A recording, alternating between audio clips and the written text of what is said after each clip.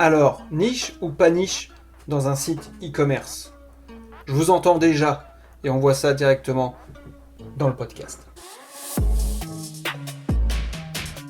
Bonjour à tous, c'est Pascal, lweb.fr, nouveau podcast sur cette fois l'e-commerce. Est-ce qu'il faut une niche ou pas lorsqu'on se lance dans le e-commerce? C'est un grand débat et je ne sais pas s'il y en a qui vont être d'accord avec moi. Je vais vous donner mon avis, mon sentiment là-dessus. Je précise que je ne suis pas un spécialiste du e-commerce. D'accord, j'ai quelques notions évidemment, puisque j'ai créé déjà des sites e-commerce, j'ai déjà fait du dropshipping, mais je ne suis pas ce qu'on peut appeler un spécialiste. Donc je vais vous parler de l'expérience que j'ai eue moi et ce qu'il en ressort. Peut-être que c'est n'importe quoi, peut-être que ça aidera certains. Voilà, vous me direz si jamais, si vous avez envie, dans les commentaires.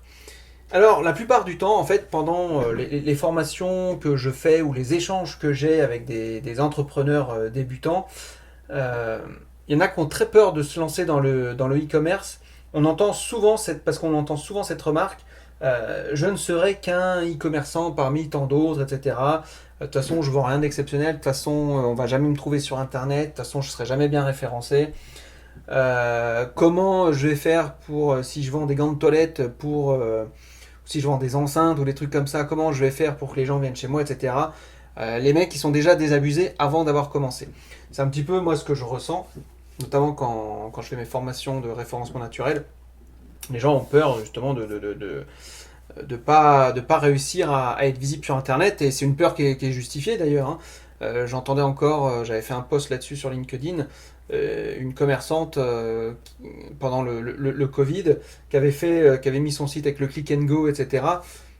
Et qui attendait des miracles. C'est-à-dire qu'elle attendait que les personnes commandent chez elle parce qu'elle avait mis le click and go en place. Mais bon, si elle n'avait pas de site internet avant, si elle n'avait pas de clientèle web avant, à part les personnes qui connaissaient son magasin physique, personne ne serait allé dans sa boutique, c'est évident. Elle disait ouais, mais je suis dégoûtée, personne ne me voit, on ne me trouve pas dans Google quand on tape, etc. Ouais, c'est normal.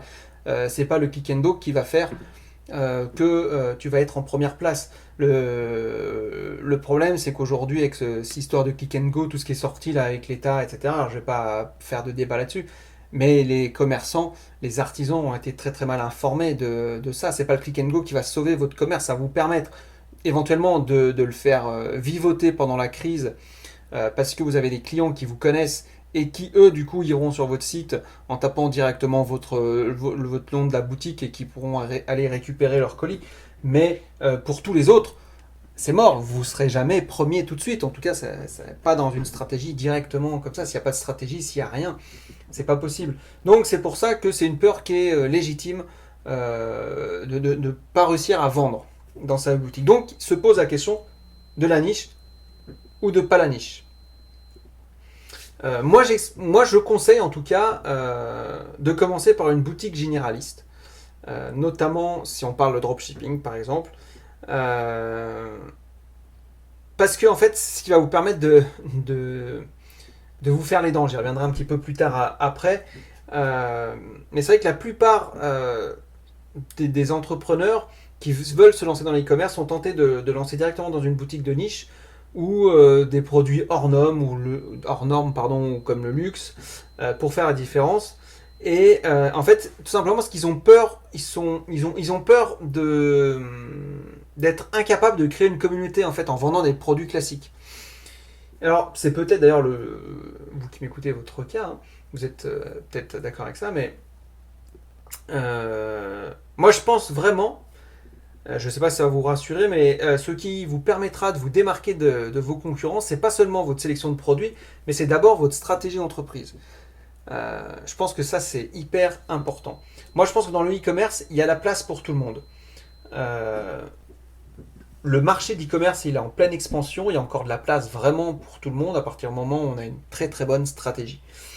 Je ne vais pas ici vous donner une stratégie de e-commerce parce que c'est pas du tout ma spécialité et il y en a qui parleront mieux que moi de ça, donc je vous invite vraiment à aller faire un tour sur internet, vous trouverez certainement les réponses. Peut-être que je ferai un article là-dessus avec un expert qui donnera les clés. Mais c'est pas parce que en fait vous allez tomber sur une boutique ou plusieurs boutiques d'ailleurs qui ressemblent à la vôtre qu'il faut dire ah bah non finalement je vais pas faire ces produits-là. On s'en fout. Le marché, dites-vous bien qu'il est en pleine croissance et ce qui fera la différence, c'est pas ce que vous allez vendre, mais c'est la manière dont vous allez le vendre un petit peu. Voilà, ça c'est comme ça. Donc vous devez vraiment vous faire les dents. Ça c'est hyper important.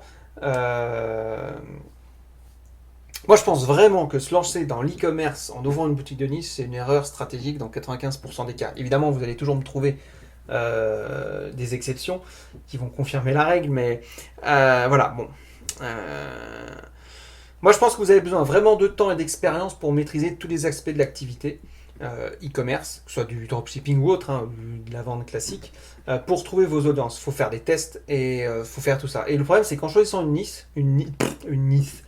niche, pardon, vous prenez le risque de vous tromper en fait complètement et du coup d'avoir aucun produit pour rebondir. L'avantage de la boutique généraliste, c'est que vous allez avoir, j'ai n'importe quoi, moi, 30 produits. Peut-être que vous en allez avoir 2 ou 3 qui vont faire tourner votre boutique. Vous allez pouvoir déjà commencer à mettre en place des tests, commencer à se dire, ok, ça se vend plutôt bien, machin. Si vous allez dans une niche, c'est possible que vous allez vous griller tout de suite. Parce que vous n'avez pas l'expérience, vous n'avez pas la stratégie. L'expérience de la stratégie, en tout cas en e-commerce.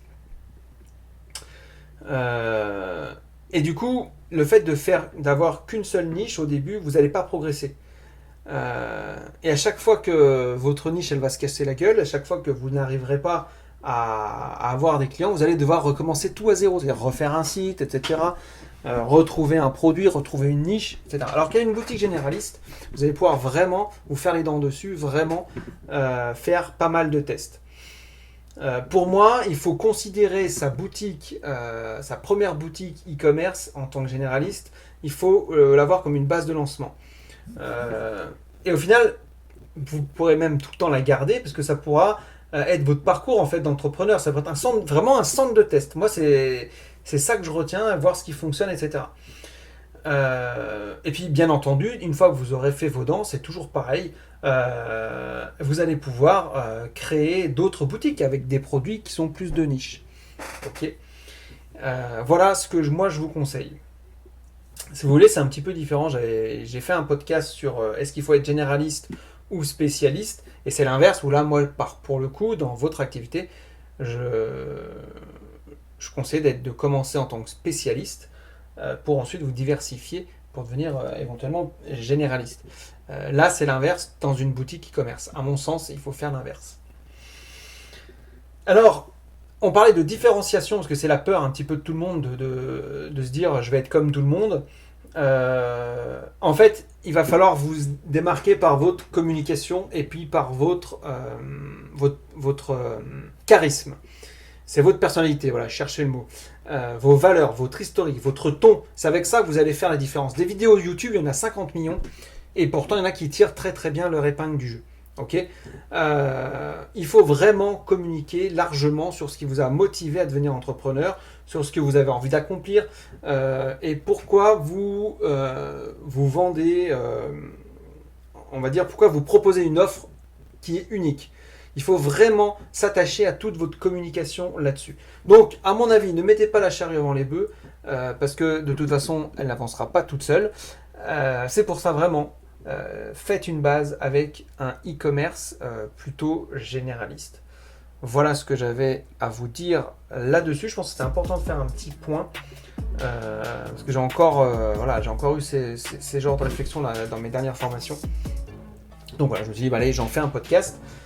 Donc j'espère que ça vous aura aidé dans votre réflexion. N'hésitez pas si vous n'êtes pas d'accord avec moi, enfin d'accord ou pas d'accord d'ailleurs, peu importe. Chacun a sa vision des choses à partir du moment où l'avis est constructif. Donc n'hésitez pas à mettre ça dans les espaces de commentaires. Moi je vous dis à très bientôt pour un prochain podcast de Helweb. Ciao.